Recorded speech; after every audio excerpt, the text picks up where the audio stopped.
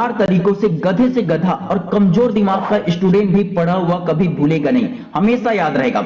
आप लोग जिस तरह पढ़ा हुआ भूल जाते हैं, उसी तरह कई लोगों के साथ होता है। मेरे साथ भी ऐसा बहुत बार हुआ है। टॉपर से टॉपर स्टूडेंट भी भूल जाते हैं। कई बार टॉपर स्टूडेंट भी एग्जाम के बाद सिर्फ इसलिए पछतावा करते हैं कि अरे यार मैं इतना इंपॉर्टेंट क्वेश्चन भूल गया, अरे यार मेरा 5 नंबर का क्वेश्चन छूट गया।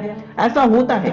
यदि आपको किसी भी चीज को हमेशा के लिए याद रखना है, क्वेश्चन आंसर को, पेपर हो या किसी की बातें हो, तो उसके लिए ज्यादा कुछ नहीं करना होता है। बस कुछ स्टेप्स होते हैं जिन्हें फॉलो करके आप पढ़ा हुआ हमेशा के लिए या फिर ज्यादा लंबे समय के लिए याद रख सकते हैं। 4 ऐसे तरीके बताऊंगा जिससे जल्दी याद होगा और हमेशा के लिए याद रहेगा। नंबर 1, किसी भी बात को दिमाग की गहराई तक याद रखना है ना, तो सबसे पहले एक रियलिटी जान लो कि आप लोग गूगल में या यूट्यूब में कितना कुछ टाइप करते हो, कितना कुछ सर्च करते हो, कितना कुछ देखते सुनते हो, पढ़ते हो, लेकिन उनमें से आपको कितना याद रहता है? 1%, 2%, 5%? बस।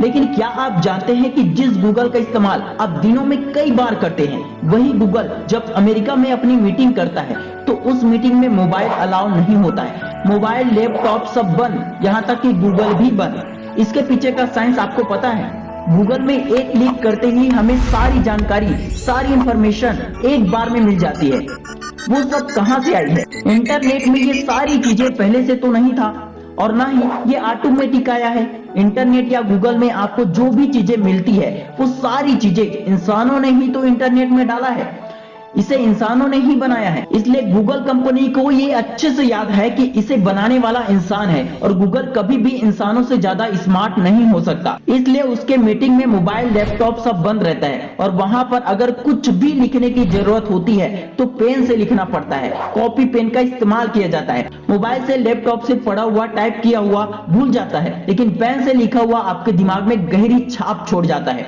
इतनी गहराई तक चली जाती है कि अगली बार जब वो टॉपिक आप पढ़ोगे तो आधे से ज्यादा पहले से दिमाग में बैठा रहेगा।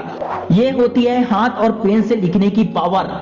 आजकल तो मैंने देखा है कि कई कोचिंग सेंटर में कई टीचर्स अपने क्लास में लिखने ही नहीं देते हैं, और अगर टीचर लिखने को भी कहे तो भी स्टूडेंट नहीं लिखते। स्टूडेंट नोट्स बनाने के बजाय किसी और के नोट्स को फोटोकॉपी करवा लेते हैं या पीडीएफ निकलवा लेते हैं या पीडीएफ से ही पढ़ लेते हैं। ना कोई मेहनत किया, ना एफर्ट लगाया, ना दिमाग का इस्तेमाल किया, बस पका हुआ खा लिया। इसलिए आजकल स्टूडेंट मोबाइल, कंप्यूटर चलाना तो जानते हैं, लेकिन पढ़ा हुआ याद रखना नहीं जानते हैं। आप ये गलती मत करना। यदि आप सच में चाहते हैं कि पढ़ा हुआ हमेशा के लिए दिमाग में छप जाए, तो कॉपी, पेन और दिमाग का इस्तेमाल कीजिए। नोट्स बनाएं, एफर्ट लगाएं और मेहनत कीजिए, तभी वो दिमाग में लंबे समय तक के लिए बैठा रहेगा। नंबर 2, अल्बर्ट आइंस्टीन ने एक बार कहा था कि जो सोच आपको इतनी दूर तक, इस स्तर पर लाई है, वह सोच आपको अगले स्तर तक नहीं ले जा पाएगी। अर्थात जिस सोच की वजह से कभी तुमने कुछ हासिल किया होगा, जिस लेवल पर आप पहुंचे होंगे, उससे आपको बड़ा सोचना होगा, नया सोचना होगा, अपनी सीमाओं को बढ़ाना होगा, यानी कि फैलाना होगा। सृजनात्मक शक्ति होनी चाहिए आपके अंदर। जब आप किसी भी टॉपिक को पढ़ते हैं तो उस टॉपिक का चित्र या घटना खुद से कल्पना करने की शक्ति होनी चाहिए, और यदि पढ़कर चित्र की कल्पना न कर सको तो चित्र को देखकर ही उसे समझकर एक्सप्लेन करने की आपके अंदर शक्ति होनी चाहिए, और नहीं है तो आप उसे डेवलप कर सकते हैं।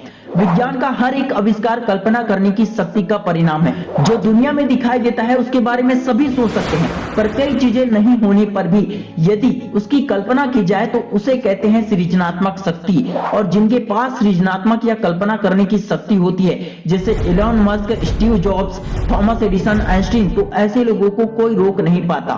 नंबर 3, आपने कभी अपने टीचर से पूछा है कि उनके 10th में, 12th में कितने मार्क्स आए थे? कभी पूछकर देखना। बहुतों को मैंने देखा है जो आज गवर्नमेंट जॉब में है, कईयों टीचर के मार्क्स 50 से कम, 60 से कम ही होते हैं। मैंने एक टीचर को देखा है जो गवर्नमेंट स्कूल में 12th वालों को पढ़ाती है, लेकिन ग्रेजुएशन में उनके मार्क्स 44% थे।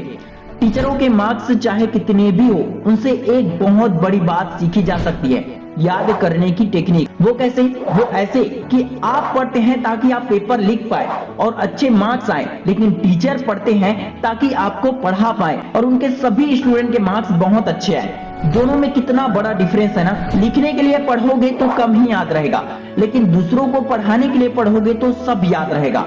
ये सोचकर पढ़ो कि मुझे किसी लड़के को समझाना है, किसी लड़की को समझाना है, गर्लफ्रेंड बॉयफ्रेंड को समझाना है, तो अंदर से पढ़ने और याद रखने की एनर्जी ऑटोमेटिक आएगी। दिमाग तेजी से ऑटोमेटिक